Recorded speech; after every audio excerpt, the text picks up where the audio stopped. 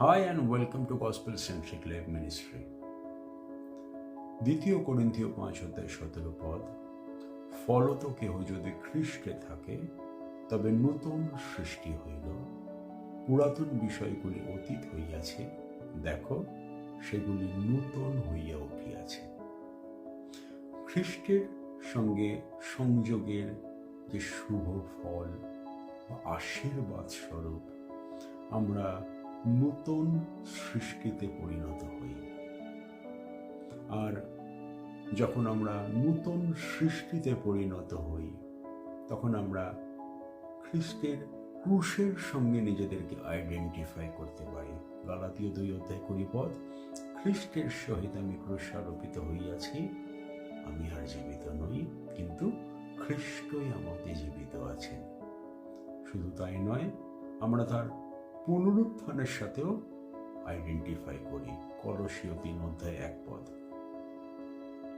কিন্তু খ্রিস্টের সহিত সংযুক্তিকরণের বা আইডেন্টিফিকেশনের কারণ শুধুমাত্র তার ক্রুশ, তার পুনরুত্থান নয়, কিন্তু প্রভু যিশুর জন্মের মধ্য দিয়েও আমরা নিজেদেরকে খ্রিস্টের সহিত আইডেন্টিফাই করতে পারি। বাইবেল শিক্ষা দেয়, গীত সংহিতা 51 গীত, সেখানে রাজা দাউদ লিখেছেন যে পাপেই আমার মাতা আমাকে গর্ভে ধারণ করিয়াছেন। আমরা মায়ের গর্ভ থেকেই কন্ডেমড, শাপগ্রস্ত, অভিশপ্ত। আমাদের যে ফলেন কন্ডিশন, পাপ স্বভাব, পাপ প্রকৃতি, সেই স্বভাব পাপের বীজ আমাদের মধ্যে সঞ্চারিত হয় মায়ের গর্ভ থেকে, গূঢ় স্থানে। তাই প্রভু যীশু তিনি স্ত্রীজাত, আদিপুস্তক 3:15 প্রতিজ্ঞা এবং প্রফেসি অনুসারে তিনি স্ত্রীজাত। সমস্ত মানব জাতির যেখান থেকে শুরু হয়, সূচনা হয়, সেই মাতৃগর্ভ দিয়ে তাকেও শুরু করতে হলো। এবং তিনি ব্যবস্থার অধীনে জন্মগ্রহণ করলেন, যেন আমরা যারা ব্যবস্থার অধীনে জীবনযাপন করি আমাদেরকে ব্যবস্থার অধীনতার থেকে তিনি মুক্ত বা স্বাধীন করতে পারেন। এবং তার জন্য মায়ের গর্ভ দিয়েই তাকে শুরু করতে হতো। কিন্তু তিনি স্ত্রীজাত, ব্যবস্থার অধীনে জন্মালেন, তথাপি তিনি পবিত্র। যেমন যখন গাব্রিয়েল মরিয়মের কাছে প্রেরিত হয়েছিলেন সেই নাসরত নগরে, তখন তাকে সেই সুসমাচার বা সেই সুসংবাদ যখন ঘোষণা করলেন যে প্রভু তোমার সহবর্তী, এবং 31 সেখানে লূক লিখিত সুসমাচার 2:31 সেখানে এরকম লেখা রয়েছে যে আর দেখো তুমি গর্ভবতী হইয়া পুত্র প্রসব করিবে ও তাহার নাম যিশু রাখিবে। এবং এই সমাচার শোনার পরে মরিয়ম উদ্বিগ্ন হয়েছিলেন, চিন্তিত হয়েছিলেন। তিনি উত্তর দিয়েছিলেন যে ইহা কি রূপে হইবে, আমি তো পুরুষকে জানি না। কিন্তু দূত উত্তর করিয়া তাহাকে কহিলেন, পবিত্র আত্মা তোমার উপরে আসিবেন এবং পরাৎপরের শক্তি তোমার উপরে ছায়া করিবে। এই ইমেজের সঙ্গে আমরা সৃষ্টিকালের সেই ইমেজকেও মেলাতে পারি, যখন আদিতে ঈশ্বর আকাশমণ্ডল ও পৃথিবী সৃষ্টি করিলেন। পৃথিবী ঘোর ও শূন্য ছিল, অন্ধকার জলধির উপরে ছিল, এবং ঈশ্বরের আত্মা অন্ধকার জলধির উপরে অবস্থিতি করিতেছিলেন।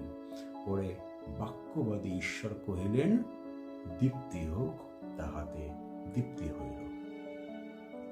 আউট অফ নাথিং,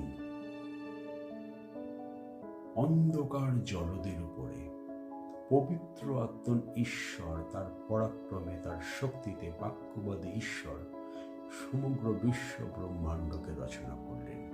ঠিক সেইভাবেই শূন্য গর্ভ, কোনো পুরুষের সঙ্গে কোনো পরিচয়, সহবাস, সম্পর্ক ছাড়াই পবিত্র আত্মার শক্তিতে পরস্পরের ছায়া যেখানে অবস্থিতি করে তার শক্তিতে মরিয়ম প্রভু যিশুকে কনসিভ করলেন।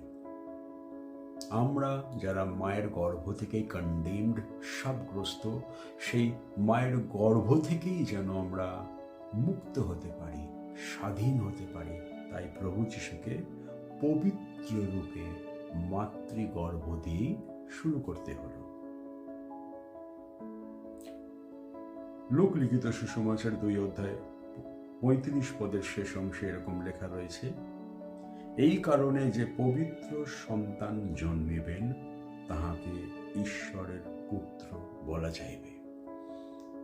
এই পৃথিবীর মাটিতে মায়ের গর্ভে জাত আর কোনো সন্তানকেই পবিত্র বলা যায় না, একমাত্র ঈশ্বর পুত্র প্রভু যিশুকে ব্যতি রেখে। ঠিক সেইভাবে আমরা যারা পাপে মৃত ছিলাম, সেই পাপে মৃত অবস্থা থেকে, সেই অন্ধকারের কর্তৃত্ব থেকে, out of nothing, by the power of the holy spirit, সেই রিজেনারেশনের মধ্য দিয়ে, নতুন জন্মের মধ্য দিয়ে ঈশ্বর আমাদেরকে নতুন সৃষ্টিতে পরিণত করলেন, নতুন জন্ম প্রদান করলেন পবিত্র আত্মার শক্তিতে। যেভাবে শূন্য গর্ভে মরিয়ম প্রভু যিশুকে কনসিভ করেছিলেন, ঠিক সেইভাবে পাপে মৃত অবস্থায়, পাপ প্রকৃতিতে মৃত অবস্থায় পবিত্র আত্মা ঈশ্বর আমাদেরকে নূতন জন্ম প্রদান করলেন, রিজেনারেট করলেন। আর এইভাবে আমরা প্রভু যিশুর জন্মের সঙ্গেও নিজেদেরকে আইডেন্টিফাই করতে পারি একজন বর্ন এগেন খ্রিস্টান হিসাবে। ঠিক যেভাবে তার ক্রুশের সঙ্গে আমরা নিজেদেরকে আইডেন্টিফাই করি, ঠিক যেভাবে তার পুনরুত্থানের সঙ্গে আমরা নিজেদেরকে আইডেন্টিফাই করি। তাই আসুন এই বড়দিন সেই দ্য ডক্ট্রিন অফ ইনকার্নেশন, খ্রিস্টের জন্মের সেই নিগূঢ় তত্ত্বকে, যা আমাদেরকে তার সেই পবিত্র জন্মের সঙ্গে আইডেন্টিফাই করতে শেখায়, সেই বিষয়টিকে আমরা নতুন করে চিন্তা করি, ধ্যান করি, উপলব্ধি করি। ফলত কেহ যদি খ্রিস্টে থাকে তবে নূতন সৃষ্টি হইল, পুরাতন বিষয়গুলি অতীত হইয়াছে, দেখো সেগুলি নূতন হইয়া উঠিয়াছে। হালেলুয়া।